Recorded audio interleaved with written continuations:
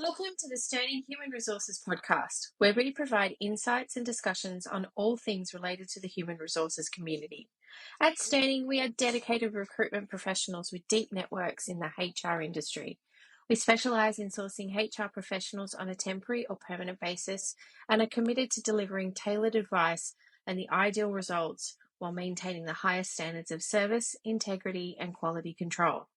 Our podcast will keep you up to date with new HR roles, thought leadership posts, industry discussions by subject matter experts, and updates on the HR market. Join us as we discuss topics such as generalist HR, learning and development, remuneration and benefits, industrial relations, OD, HRIS implementations, change management, recruitment, and much, much more.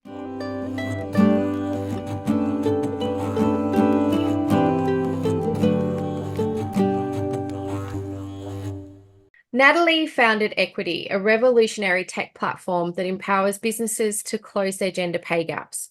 Prior to Equidi, Natalie crafted a successful career in HR for over 15 years, where she worked her way up to the C-suite. Natalie has worked in various industries such as mining, oil and gas, and fast-growing tech scale-ups. Natalie's passionate about DEI, remuneration, and business strategy, and loves creating thriving, equitable cultures.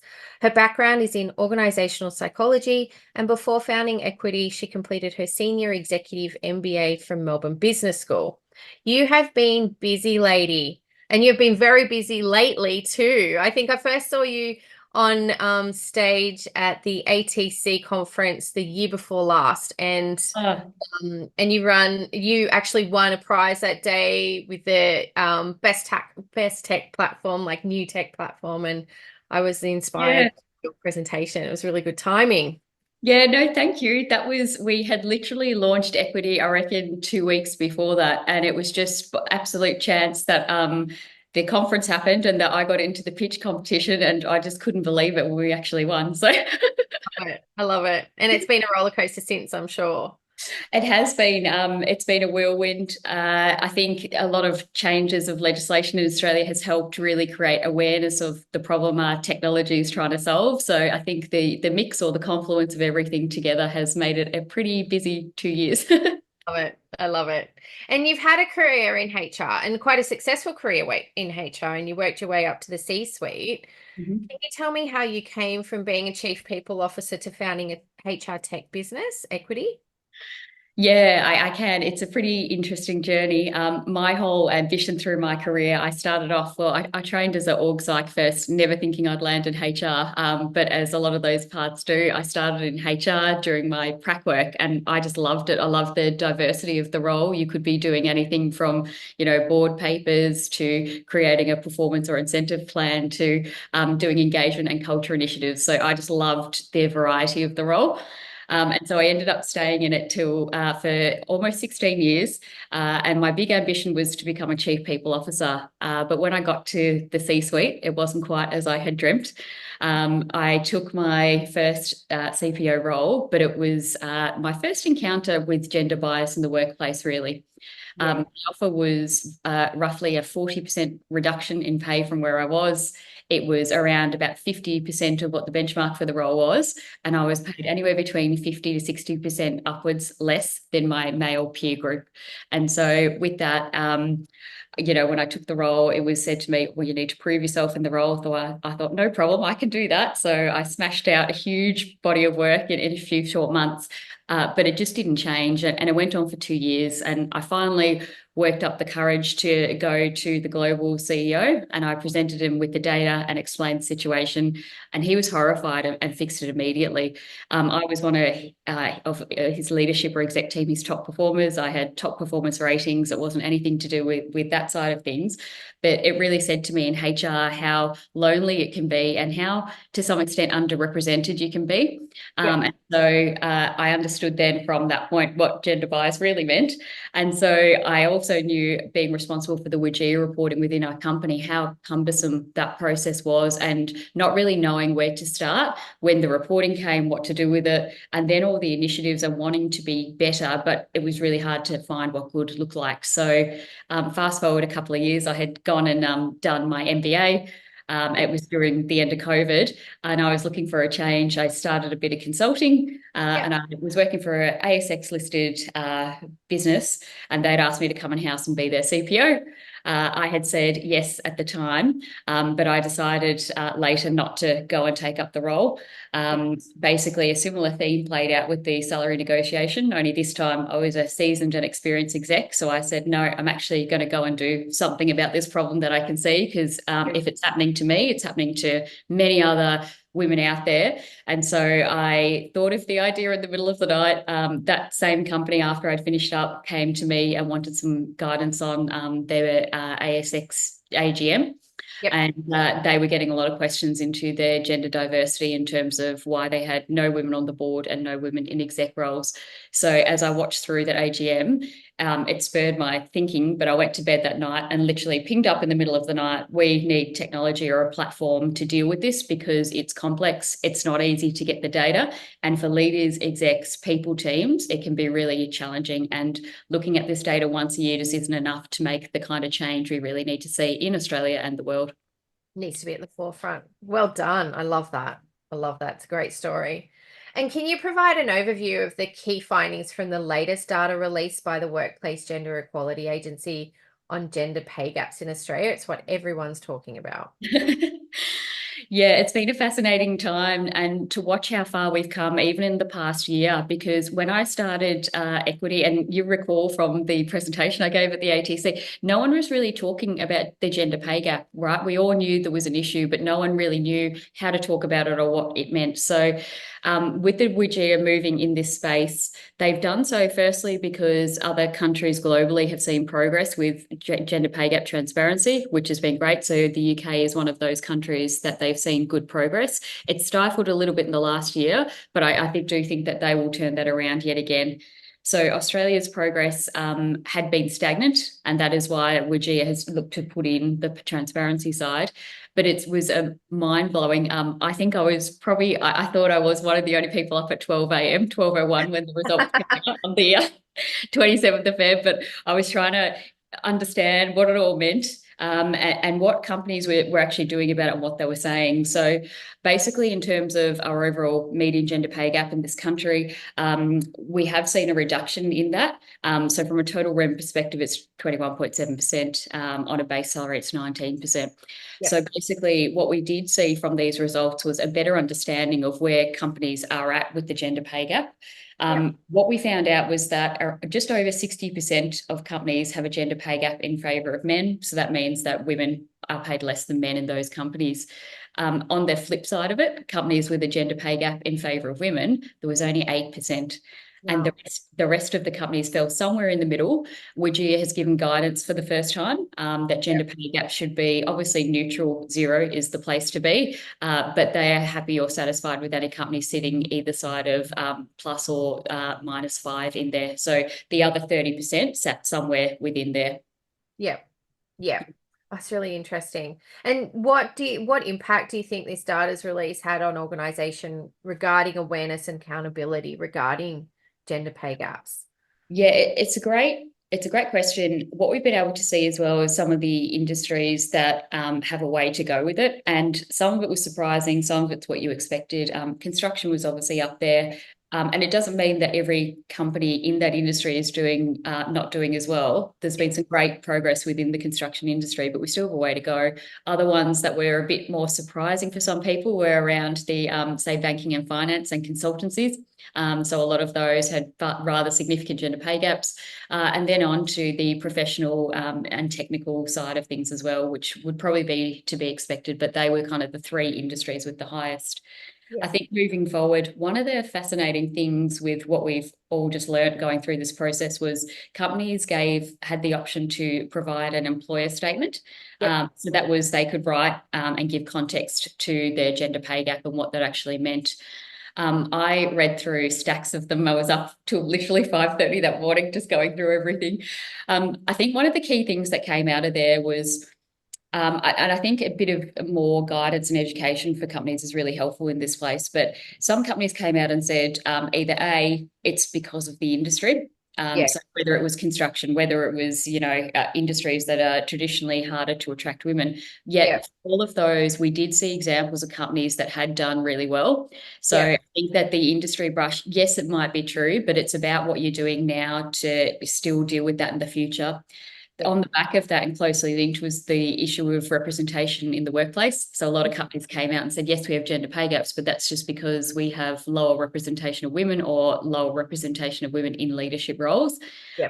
That was another interesting one as well, because that may well be the case. And again, that's about crafting clear strategy on how you're going to deal with that, whether it's buying in the talent or whether it's growing the talent from within, Yeah. and then even looking at probably early career pathways as well. But Yeah. that was interesting because according to the WGEA data sets, women actually make up just slightly the majority of the Australian workforce. So we're around 51%. No way. A blanket approach to just saying we need more women, I don't think is really the answer. I think it's understanding in detail where specifically in your business, in what departments, in what job roles is that, and then crafting strategy from there. So that was interesting to see just the broad strokes on that. Yeah. And then we also seen examples as well from companies that had great representation of women. Yeah. So if you think of Mecca and Adore Beauty were those, so they have, I think, 94% women in Mecca. Yeah. And Adore Beauty are up there too. They're well into the 80s, I think. But they had gender pay gaps as well. So Adore Beauty had a total REM median gender pay gap of, I think it was 18%. Wow. And Mecca had around 10 as well, 10 or Yeah. 11%. So the Yeah. answer, and that people were thinking that the answer to this was just hire more women, isn't quite the answer. You need to understand where exactly that is, and with Yeah. your pay gap analysis, understanding what's going on. So that was quite Absolutely. interesting. Yeah. Then the last one that I kept hearing and read a lot in the statements was around the equal pay for equal work. So pay equity. A Mm-hmm. lot of responses came out and said, we may have a gender pay gap, but we have pay equity or equal pay for equal work across the board. Mm. Now, equal pay for equal work has been legislation in this country since 1969. So for over 50 years, we've had that legislation. So that is the base case. It is still possible for a gender pay gap to exist. And Yeah. the companies really need to understand what is driving that and getting underneath it, because equal pay for equal work is great, but it's only the starting point. There's other components of REM that will impact a gender pay gap as well. So Yeah. I think they were all really, for me, the fascinating insights of the data that got released. Yeah. There's a lot of work for some people to do. Yeah. Yeah. And I think just understanding it and getting really Yeah. underneath the data is the best place to start.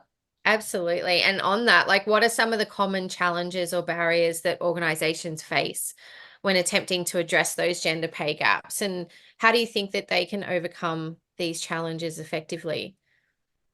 Yeah, I think one of the biggest things I find when talking to companies about this is trying to get their data sets in order.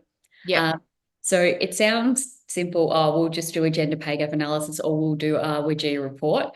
But when you're looking back in time, because those things are usually over a 12-month period, it can be difficult to have kept your data up to date and understand what's actually going on. And that's where I said a bit earlier, doing this once a year isn't going to solve the problem, because every day you're bringing new people into the business, you're Yep. moving people around the business, whether it's promotions, etc., or people are exiting the business. And all of those key points can impact your gender pay gap. So I Yep. think the biggest challenge is getting the data in order, but I think people and businesses need to be doing this more frequently than just once a year. Yep. Particularly now with WGEA publishing this, I think people are and businesses are very accountable. And what we're seeing as well is a real interest now from CEOs in terms of how companies are responding to the questionnaire component and the data. Whereas in the past, I think that it was something, that was a compliance exercise, but I Yep. don't think there was that much interest in what it actually meant, etc. So Yep. WGEA were at the ATC last year, just gone as well, and said that when they send out the results back to the company, to the CEOs, the click rate or the open rate on those emails was around 10%, I think. So it's been a big shift to see now the peaked interest from boards and CEOs on this. Yeah, absolutely. And like, no, just like, no, from a compliance perspective, how important do you think is it for organizations to prioritize the gender pay equity from a moral and ethical standpoint, and then flowing to a business perspective?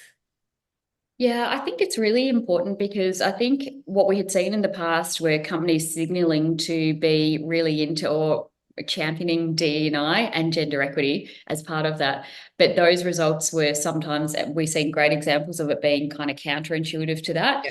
So I Yeah. think that a lot of people, and for some, moving forward as well, it is really important because now it's transparent. Your job seekers can see it, your suppliers, your boards. So there's a whole range of stakeholders now interested. So I think from a moral and ethical perspective, it's the right thing to do. And on top of that, it just makes business sense. There's several studies that have been undertaken to show that more diverse companies, in Yep. terms of diversity of all kinds, make for better decisions in businesses and generating better profits in business as well. Absolutely. Absolutely. I'd like to get some of that data out too. Yeah, yeah. There's lots of things out there. That's another conversation. I know. Yeah. Yeah. And in your opinion, what role do you think HR professionals and leaders play in driving those efforts to close the gender pay gaps within their organizations? And what strategies can they implement to make meaningful progress? Yeah, it's another great question. HR are in a really interesting position in this. Yeah. And I know from being on the inside of my whole career how challenging this can be. And I also know because now this topic is so high profile and the Yeah. media have been all over it that the stakes are a lot higher. Um, CEOs and leadership teams, and I think with the gender pay gap, in order to make progress and the change you need to see, it does need to be driven from the top. To delegate this and say it's HR's job isn't quite the right response to that. HR Yeah. has a key role, which I'll talk to in just a moment, but it really needs to be a strategic business decision to invest time and resource into addressing it. So HR alone, if they're, tasked with this from the board or CEO, it's going to be really challenging because if you're the HR person in the business, Yeah. in whatever role, you ultimately don't own all those decisions that the business can make. So No. if recruiting and you have a hiring manager and you might have your REM philosophy, your REM bands, etc., that can still get out of whack with the hiring manager, right? And so it's really challenging for HR to be tasked with kind of managing this. And that's why I say it needs to be led from the top and a Yeah. conscious and strategic decision for the business. Where HR can help is being really clear on their positioning in terms of compensation and remuneration, in Yeah. terms of training and educating the business. Yeah. And even within HR teams, I find that HR is so broad and there's so many different skill sets in the HR Yes. team, right? Like it's Yeah. huge. You cannot be across every part of this. And particularly the gender pay gap stuff does get really technical when you try and get Yeah. under it. So HR aren't necessarily the experts either. So how do you upskill your own team, but then, your managers or leaders around who are making these decisions? Because all of this gender pay gap piece comes out from a human decision point. So I think they can play a great leadership role in championing education, learning, and then being really clear on what their REM principles and philosophy is and the action that they're going to take around it. Because you've got to pull the strategic lever on all of this consistently. And that's where I say just doing it every now and then isn't enough. It's a consistent decision and Yeah. strategy your business needs to work with.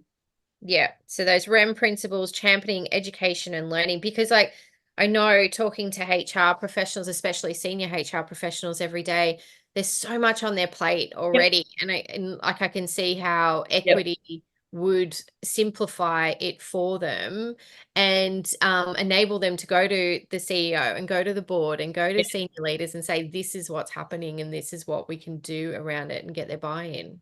Yeah, well, that's the whole thing, and that's why when we created it, it was around that. How do you make it simple for HR teams to use this platform so they're not sitting there crunching the numbers from the spreadsheets, and then every time you do that, you need to do a different cut. So to automate that side is really helpful. What Yeah. I was a bit blown away with early doors when we launched was the actual impact to culture that it was making. So traditionally, as well, what I find in HR, and the data will tell us this. This isn't just an opinion. Yeah. Almost 80% of CEOs, according to the WGEA data sets, are men. So Yeah. just over 20 is women. So you're generally going to be dealing with a male who's a CEO. The Yeah. data will tell us that I think it's 86% of HR people are women. Yeah. You're generally dealing with that dynamic. Yeah. As you said, there is so much going on with the business. do you have time to even start dealing with this, right? Because it's a big cultural shift. The That's thing right. with the platform is it creates the language or the vehicle to start having these conversations and just make it part of the way that you work instead of having to be the woman leading HR to have these, Yeah. conversations that, and when you've got so much other, because everything sits in HR these days, right? It's like, oh, it's a people, it's That's HR. yeah. So yeah, so all of those bits. So I think that it really helps just create the common language and the fabric of the culture to go start talking about it and doing something about it because it's data driven. It's not just your opinion. Exactly, exactly. And so what do you think are some potential implications or consequences for organizations that fail to address these gender pay gaps adequately and both internally and externally? Yeah, I think there's a couple of ways to look at it from the WGEA side and what happens there. Companies that aren't compliant get published on their website. So Yep. it's making it public if you don't comply. And there are, you believe it or not, there are still a number of companies who just don't do their reporting, even though it's legislation. I think WGEA estimated it's around 10% of companies that should be doing it that still aren't doing it. So you have that side of it where they can also sanction or stop you getting government contracts as well. Okay. Yep. Is that side of it. So they're the penalties on that side. On the company side, I think that there's no longer an option to buy into this. So the data's all there. It's a huge data set that's been collected for years, right? I Yep. think companies and are going to need to look at it and address it from internally from their people because now this is part of the language of the, it's in the media, it's mainstream now. Whereas, like I said, 2 years ago, it wasn't. If you said gender pay gap, people are like, what does that mean? Uh, Yeah. so people are asking questions, people are more curious, people are more inquisitive. And then you have the job seekers. Because it's public now, if they're going to look for a job, would you want to go and work for a company that you know has a significant pay gap? And then knowing what that might mean for you, particularly if you're a woman going into that Yep. business. Yeah. So yeah, it affects your employer brand, affects your EVP and all those other flow on effects Yeah, absolutely. ultimately affect Yeah, your culture. yeah, absolutely. It's a big cultural lever to pull, and it's just doing the right thing, really. Yeah. Yeah, absolutely. Yep. So right now, most companies are about to start the next wave of WGEA reporting. What practical tips do you have for organizations going through this? Yeah, it's a really interesting time for companies that have just gone through it. It's been such a big change to how things have been done. So the data that just got published was last year's data sets that went in. So for most companies, that data is almost a year old. Wow. That itself brought in a lot of challenges for companies who had gone through different, whether it was restructures at the time because the data was old. Yeah. It came out the 27th, so everyone's now aware and it's very public. But then we're rolling straight into new reporting. So there isn't really a stack of time to make those changes, even though companies were communicated their results probably November-ish last year. Yeah. But still not necessarily enough time to make the changes because with gender, I always say there's no silver bullet with this, right? There's a number of different things you need to be doing consistently. And so rolling into the reporting season right now is going to be interesting for some. I think the the reporting period is going to be, again, looking at the data, but it's also adding in a couple of different things. So Yep. for the first time now, they're going to mandatory collect the CEO data sets. Okay.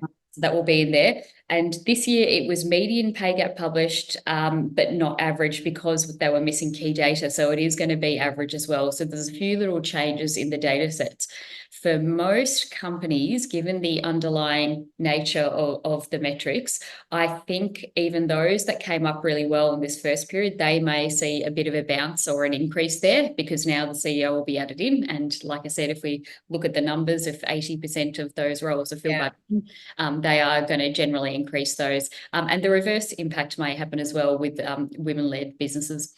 Yeah. So I think companies getting ready for that because that's a second round that they may have done really well this time, but there's going to be a bounce and they're going to need to explain and give context to that. But this time as well, WGEA was supposed to publish the remuneration quartiles as well. This will be the remuneration quartiles. So where they publish representation across the four quartiles, the average total remuneration for those individual companies will be available this year as well. Now, this was supposed to be published in this season coming out, but Mhm. WGEA communicated to the companies that they didn't feel their data was quite right to go at that point in time. So that will be coming Yep. as well. So companies just need to be aware of that. Some companies did go ahead and make that transparent anyway, but for a lot, they didn't necessarily get there. Yep. I think as well, the employer statements will be available to resubmit again. So companies need to have a look and see whether they will do that. Yep. And now, because we've gone through the first round of it, it was there was lots of different, samples of them. Yep. And so, whereas the first time, no one really knew what to do, and there was a bit of guidance on it, but no one knew what good looked like. So, at least this time, they'll be able to see and give context to some of that as well. So, Yeah. it is a quick cycle for companies to work through, but the best thing is to understand your data now and know it's coming. Because what I saw a lot last year was that the companies put the data in and then they were just waiting for WGEA to tell them. Yep. What I always say to companies is, don't necessarily wait, like try and understand it yourself, because then you Yep. can start making those changes. If you know your headline figure is going to be significant, what are Yep. the underlying drivers of that? What is the root cause? And then what are you doing about it? So, Hmm. so I think that'll be interesting as well. Last year, we had a free solution on our website where we let companies go and run through their WG reports, and we were showing them before it came out, just so they could help handle some of that. Good idea. Getting across it is really important, and this data will go in as well for this next cycle. And WGEA haven't said yet as to when they're actually publishing it, so I don't know whether it will be kind of end of this year or early next year as well.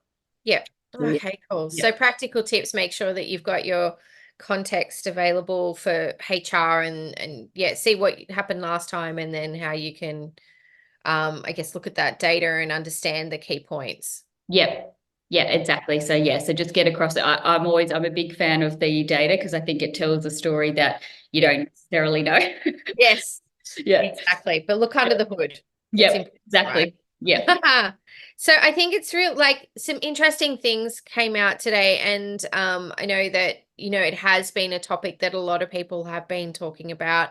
Obviously, as we mentioned, during the time going through the questions, we understand that HR already have a lot on their plate, and it's really Yep. important that they can simplify some things and definitely when it comes to data and gathering and telling stories and getting buy-in from senior leaders, it's really important to simplify that.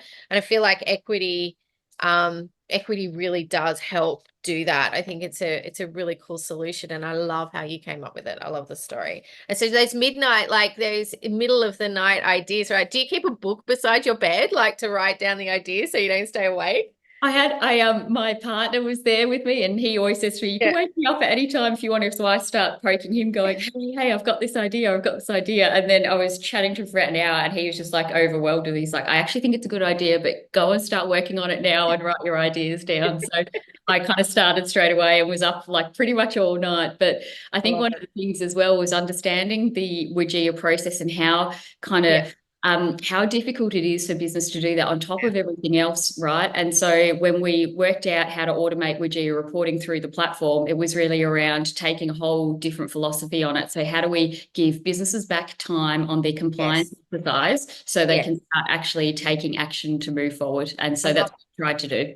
Natalie, what are some of your customers saying? I'd love to hear some of the feedback. Yeah, it's been great working with the customers and seeing how they're interacting with the tool. It's also been great to co-create some of the platform with customers from seeing and them giving feedback and us learning. I think a couple of things. A lot of them love the WGEA automation in there, Yeah. and that saved them a stack of time. And I think when we were building it, I spoke to lots of HR people in the network, and they're like, "You can't do that. It's so complicated. It's so hard." I'm like, "No, I think we can. I think we can. We're going to try anyway." And when we pulled it off, it actually worked, and it's been going really well. So I think they love the. I put some feedback on LinkedIn from a customer the other week, which Yep. was around how basically they love the look and feel of the platform, how it makes it really simple, how they're understanding data and seeing it in a way that they could never see from an Excel spreadsheet, etc. So Yeah. I think we get lots of feedback around all of that. So Yeah. It's good for the visual people too. Yeah. Well, I'd worked in HR for my whole career, and I've seen lots of very clunky and difficult platforms and systems. And I was like, I am not doing that Yeah. to our people ever again. I love it. Yeah. Away from Excel. Yeah. Stop. Just automation.